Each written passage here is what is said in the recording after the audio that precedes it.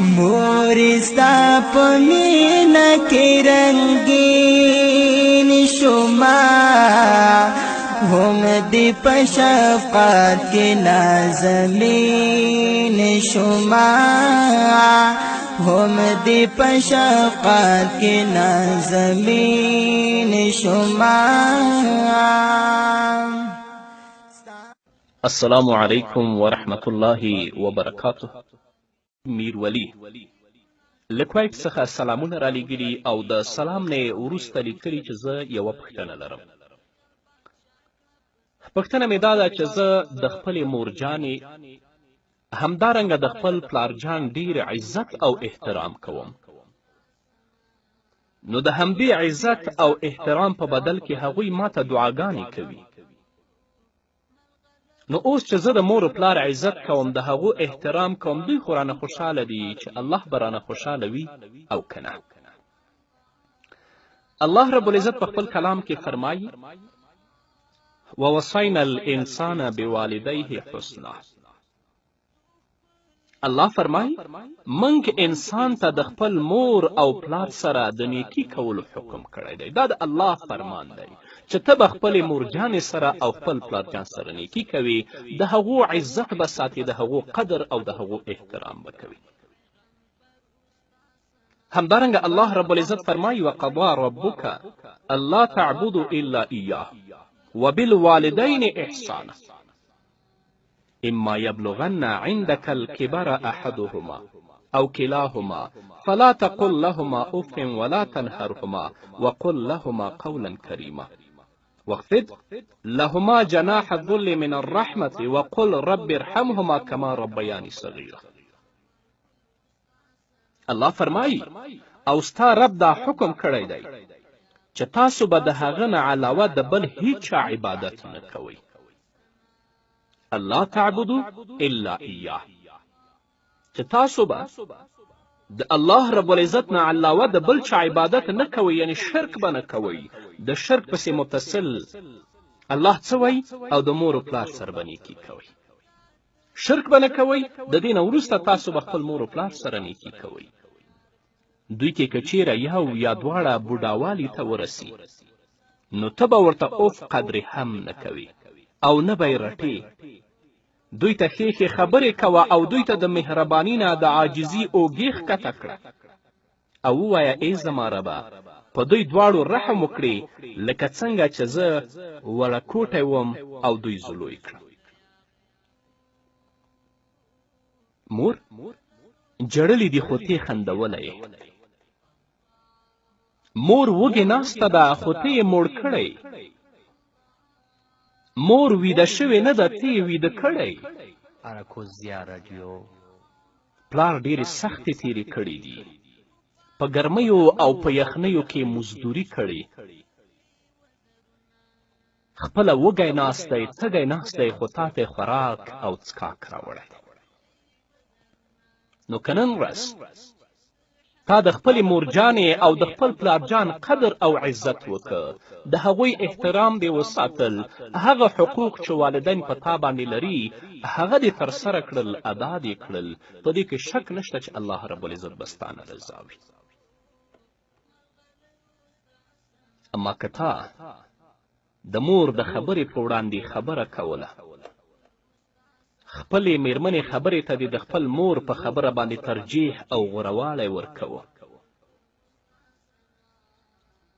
د پلار تر مخه درېدلې، د پردیو د دوستي لپاره تا د خپل پلار سره نیک تعامل او دوستي پرېښودله، پلار دې رټه.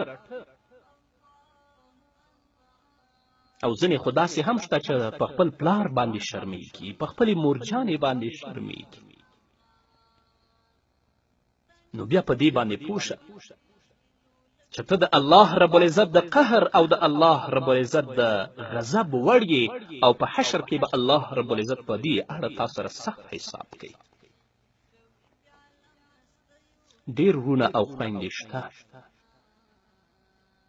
چې هغوی د خپلو میندو او د خپلو پلرونو پوره احترام کوي، د هغوی عزت کوي، د هغوی قدر کوي. نو د همدغو خویندو او د همدغو ورونو الله رب العزت دنیوي ژوند ښایسته کړی او ان شاء الله لکه څنګه چې د الله او د الله د رسول وعده ده اخروي ژوند به هم ښایسته وي او کومه تعامل نیکی احترام او عزت چې دوی د خپلو والدینو کړي همداسې به د دوی اولاد د دوی عزت د دوی قدر او د دوی احترام کوي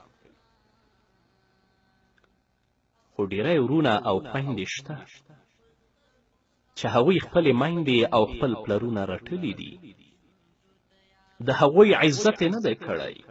د هغوی قدر یې نه دی کړی د هغوی احترام یې نه دی کړی حتی ځینو خو دومره جسارت کړی چې د خپلو میندو په وهلو او د خپلو د پلرونو په ډوبولو باندې لاس پورې کړی دی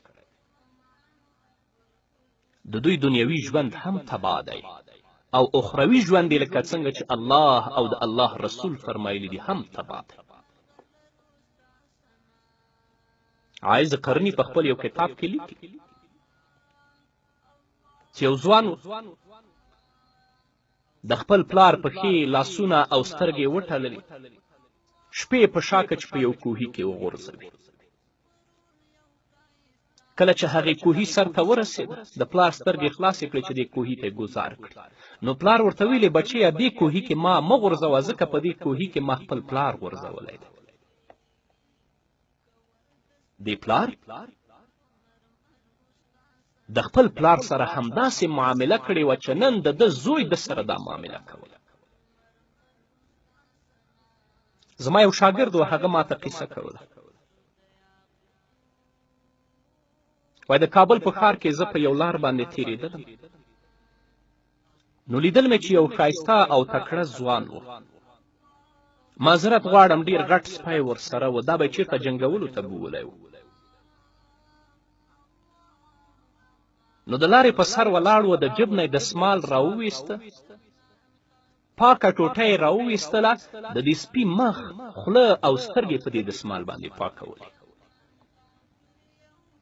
د افسوس ځای دی همدغه بچي به کله دسمال راخیستی وي چې د خپلې مورجانې اوښکې پاکې کړي وي همدغه بچي به کله دسمال راخیستی وي چې د خپل پلارجان اوښکې پاکې کړي وي او د هغوی مخې وچ کړی وي نه دی کړی چې الله په داسې قهر و غضب کې ګرفتاره کړی چې سپی په لاس کې دی او جنګولو ته یې بیایي نو که غواړئ چې دنیوي ژوندم ښایسته شي که غواړئ چې اخروي ژوندم ښایسته شي د خپلې مورجانې او د خپل پلارجان خدمت وکړئ د هغوی دعاګانې واخلئ د هغوی عزت وکړئ نو څنګه تعامل چې تاسو خپلو میندو او پلرونو سره وکړه ستاسو اولاد به ستاسو سره کوي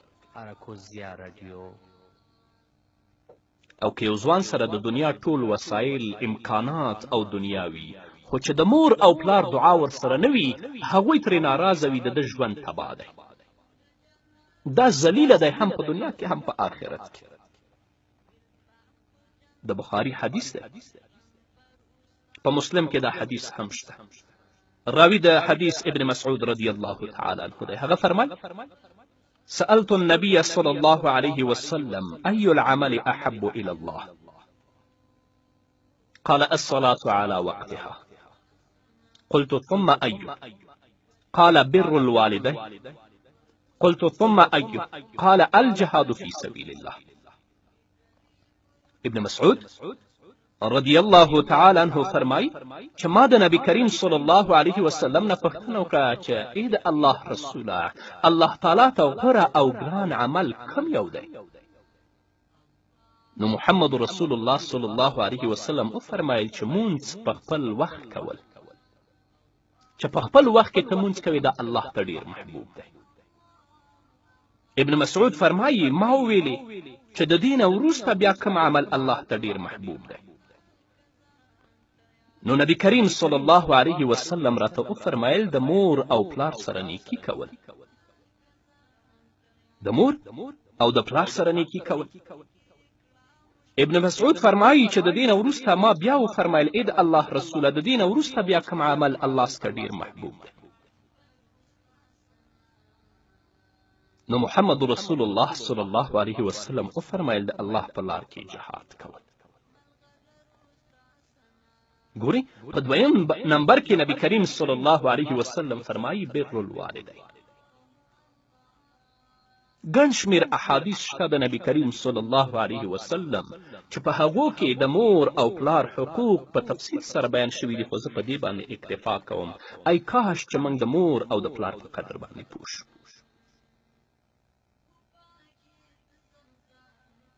بس الله رب العزت دې زموږ په حال باندې رحم وکړي. خوشبخته نیکبخته انسان چې د خپل مور او پلار عزت او قدر او احترام کوي او هغوی درته دعاګانې کوي. د دې نه لویه نیکبختي او لوی سعادت زه بل څه نه وینم. مور ستا په مینه کې رنګین شوما، هم دې په شفقت کې نازمین شوما، هم دې په شفقت کې نازمین شوما.